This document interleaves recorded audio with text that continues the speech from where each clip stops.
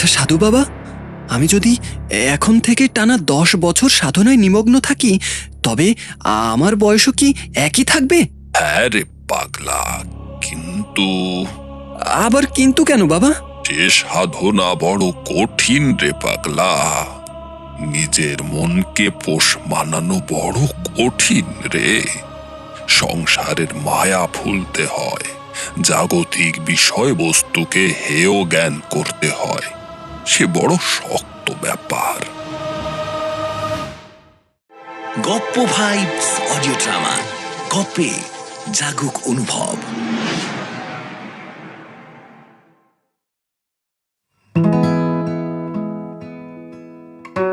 কলহপুর গ্রামের পরিবেশটা খুব শান্ত। অবশ্য গ্রামের পরিবেশ সবসময়ই শান্ত থাকে, তবে আজ একটু বেশি নির্জন।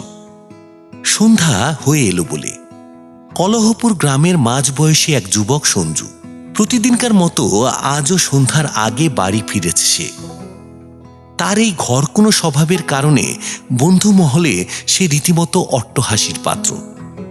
কলহপুর গ্রামের নামটি শুনলে যেমনটি মনে হবার কথা, আসলে চিত্রটা তার থেকে ভিন্ন।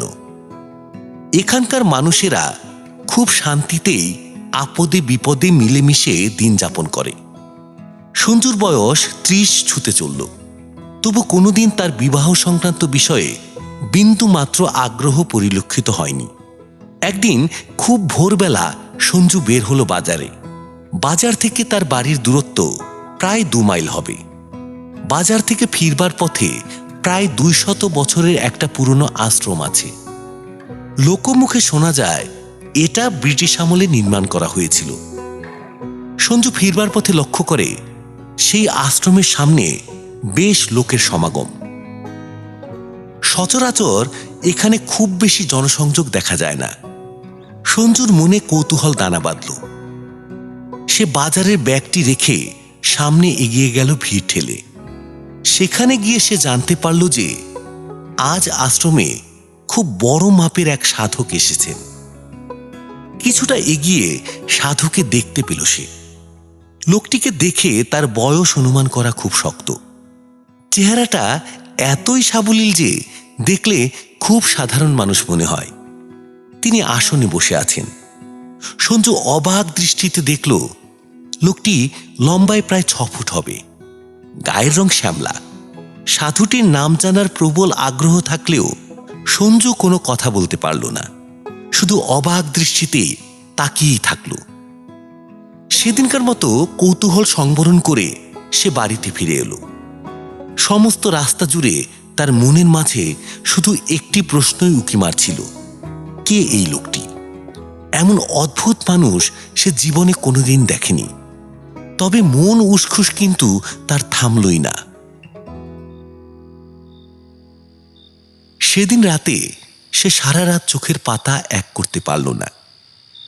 রাত তখন প্রায় 2টা। সঞ্জু একা একা ঘরের বাইরে বের হলো।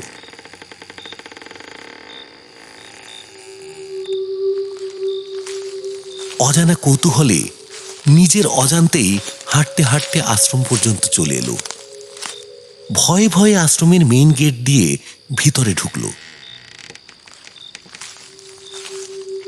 যদিও এখন গ্রীষ্মকাল, তবু সমস্ত আশ্রম জুড়েই এক অদ্ভুত কুয়াশাময় পরিবেশ। ধীরে ধীরে সে সামনের দিকে এগিয়ে গেল। খানিক বাদে তার দৃষ্টিগোচর হলো যে সাধককে সে বাজার থেকে ফিরবার পথে দেখেছিল, সেই সাধকই তার সামনে উদীয়মান। কিন্তু তিনি ভূমি থেকে বেশ উঁচুতে আসনে বসে আছেন। বিস্ময়ে সঞ্জুর চোখ কপালে ওঠার মতো অবস্থা। কৌতূহল সংবরণ করবার পূর্বেই সাধক তাকে ইশারায় কাছে ডাকলেন। সঞ্জু ভয়ে ভয়ে তার সামনে এগিয়ে গেল। তখন সাধক বললেন, এত রাতে এখানে এসেছিস কেন? সঞ্জু ভয়ে ভয়ে উত্তর দিল, আসলে ঘুম আসছিল না, তাই হাঁটতে হাঁটতে এখানে চলে এলাম। সত্যি কথা বলছিস না তুই? এত ভয় কিসের? আমি কে তাই জানতে চাস তো? হ্যাঁ সাধু বাবা, আপনাকে দেখার পরই মনে অজানা কৌতূহল বাসা বেঁধেছে। বেশ তো, এখানে আমার কাছে এসে বস। সঞ্জু কম্পিত শরীরে সাধুর পাশে গিয়ে অবস্থান নিল। সাধুটি তখন সঞ্জুকে নিজের ব্যাপারে বিস্তারিত বলতে শুরু করলেন। তুই আমাকে এখানে আগে কখনো দেখিসনি, আমিও এই এলাকায় আগে কখনো আসিনি। আমি এক প্রকাণ্ড পাহাড়ের গহীন বনের মাঝে এক গুহায় বহু বছর যাবৎ সাধনা করেছি। লোকে আমাকে হরিওম তান্ত্রিক বলে চেনে। আমার বয়স সম্পর্কে আমার নিজেরই কোনো ধারণা নেই, তবে বলতে গেলে আনুমানিক 150 বছর হবে। সঞ্জু সাধুকে থামিয়ে দিয়ে বলল, কিন্তু আপনাকে দেখলে তো মনেই হয় না আপনার এত বয়স হয়েছে।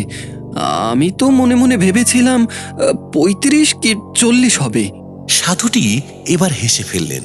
সঞ্জু এবার সত্যি ভয় পেল। একবার সে মনে মনে ভাবল যে এখান থেকে সে দৌড়ে পালাবে, কিন্তু পরক্ষণেই সাধু তার কাঁধে হাত রেখে বলল, তুই বড্ড ছেলে মানুষ আছিস। সাধনায় নিমগ্ন থাকলে সাধকের বয়স বাড়ে না। সঞ্জু এবার সাহস পেল। সাধুর দিকে তাকিয়ে কৌতূহলের সুরে জিজ্ঞেস করল, আচ্ছা সাধু বাবা, আমি যদি এখন থেকে টানা 10 বছর সাধনায় নিমগ্ন থাকি, তবে আমার বয়সও কি একই থাকবে? হ্যাঁ রে পাগলা, কিন্তু আবার কিন্তু কেন বাবা? যে সাধনা বড় কঠিন রে পাগলা। নিজের মনকে পোষ মানানো বড় কঠিন রে। সংসারের মায়া ভুলতে হয়, জাগতিক বিষয়বস্তুকে হেয় জ্ঞান করতে হয়। সে বড় শক্ত ব্যাপার। আপনি শিখিয়ে দিলে আমি পারবো। তুই তো দেখছিস শিষ্যত্ব গ্রহণ করবার নিমিত্তে একেবারে তৈরি হয়েই এসেছিস। তোর সবে কাজ নেই। এ যুগে সংসার ধর্মই সব থেকে বড় ধর্ম রে। এ পথে পা বাড়ানোর কথা ভুলেও ভাবিস না। মন দিয়ে সংসার ধর্ম পালন কর, তাতেই তোর মঙ্গল হবে। এই টালু, এক গ্লাস জল নিয়ে আয় তো। এই বলে সাধুটি টালু নামের কোনো একজন ব্যক্তিকে ডেকে 1 গ্লাস জল দিয়ে যেতে বললেন। টালু জল নিয়ে এলো খানিক বাদে। সঞ্জু অবাক বিস্ময়ে একবার তার ভৃত্য টালুর দিকে তাকালো। লোকটি যেমন মাথা নিচু করে এসেছিল, তেমনি মাথা নিচু করেই চলে গেল। লোকটি প্রস্থান করবার পর মুহূর্তেই সাধু বাবা সঞ্জুর দিকে তাকিয়ে বললেন, ও আমার বাড়িতে কাজ করত, সে অনেক বছর আগের কথা। সঞ্জু বলল, কাজ করতো মানে? এখনো তো করে? এখনো করে, তবে শুধু রাতের বেলায়। দিনের বেলায় ওকে দেখা যায় না। সে কি? কেন? দেখা যাবে কি করে বলতো? সে তো সেই বছর 20 আগেই মারা গেছে। ওকে শুধু আমি দেখতে পাই। আজ তোকেও দেখালাম। কথা শেষ করে সাধু বাবা মৃদু হাসি দিলেন। তারপর খানিক সময় নীরব থেকে সঞ্জুর দিকে আর চোখে তাকিয়ে বললেন, জগতে যে কত কিছু আশ্চর্যের বিষয় আছে, কত কিছু জানবার আছে। আচ্ছা বলতো, আসার সময় এই আশ্রমের বাইরে কোনো ঘোড়া বাঁধা দেখেছিস কিনা? হ্যাঁ সাধু বাবা, কালো কুচকুচে বিশাল দেহধারী একটা ঘোড়া। তাকে এর আগে দেখেছিস কখনো? না তো সাধু বাবা, সকালে যখন এসেছিলাম তখন তো দিব্যি জায়গাটা খালি পড়েছিল। এখন হঠাৎ করে ঘোড়া এলো কোথা থেকে? সাধুটি এবার তার ঘোড়ার গল্প বলতে শুরু করলেন। ওটা আমার খুব প্রিয় ঘোড়া ছিল। আমি তখন ঘোড়ায় চড়তে খুব ভালোবাসতাম। সে অনেক বছর আগের কথা। বাজার থেকে বেশ চড়া দামে ওই কালো ঘোড়াটি আমি বড্ড শখ করে কিনেছিলাম। নাম রেখেছিলাম কালু। মাঝে রাতে কখনো কখনো ওটাতে চড়েই ঘুরতে বের হতাম। পাহাড়ি রাস্তায় বিদ্যুৎ বেগে ছুটে চলতো আমার কালু। সবাই খুব হিংসা করত আমার ঘোড়াটিকে নিয়ে। প্রতিদিনই ঘোড়াটার যত্ন নিতাম, ওর খাওয়া দাওয়া ঠিক মতো চলছে কিনা এইসব যত্ন নেবার জন্য টালুকে নিযুক্ত করেছিলাম। একবার তো শখ করে ঘোড়দৌড় প্রতিযোগিতায় নামও দিয়েছিলাম। সবার সঙ্গে যখন ঘোড়াটিকে নিয়ে একই লাইনে দাঁড়ালাম, তখন সত্যি বুকটা কাঁপছিল। আমি ওর মাথায় হাত দিয়ে যখন ওর চোখের দিকে তাকালাম, মাথা নেড়ে এমন একটা ভাব করলো যেন সব বুঝে গেছে। তারপর বন্দুকের গুলির মাধ্যমে দৌড় শুরু হলো।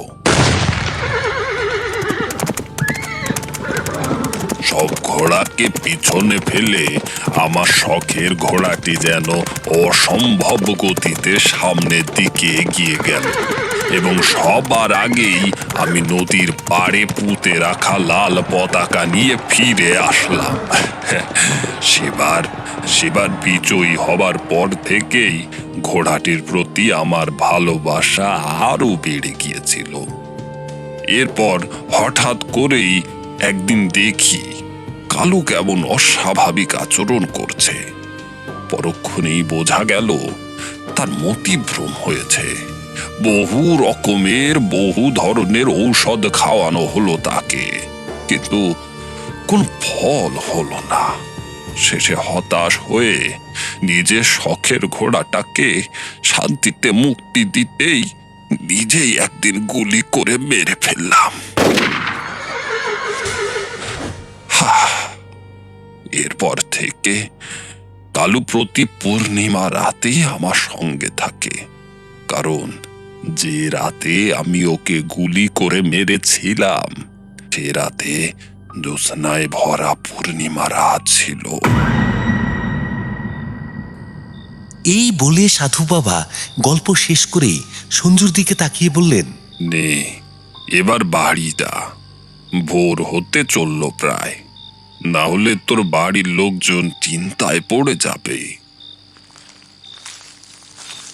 সঞ্জু সাধু বাবার কথায় বাড়ির দিকে রওনা হলো। কিছু দূর এগোতেই সঞ্জু দেখল তার সামনে কালো ঘোড়াটা বাধাহীন অবস্থায় দাঁড়িয়ে আছে।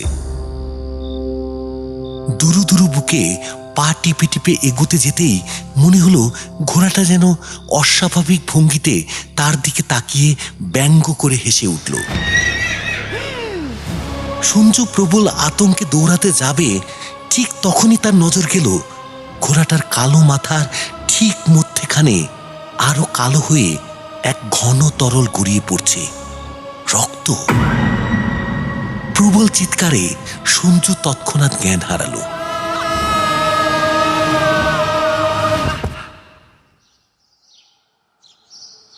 পরদিন সকালে যখন সঞ্জুর জ্ঞান ফিরল, তখন সে জানতে পারল বাড়ির সামনের রাস্তায় তাকে অজ্ঞান অবস্থায় পাওয়া গেছে।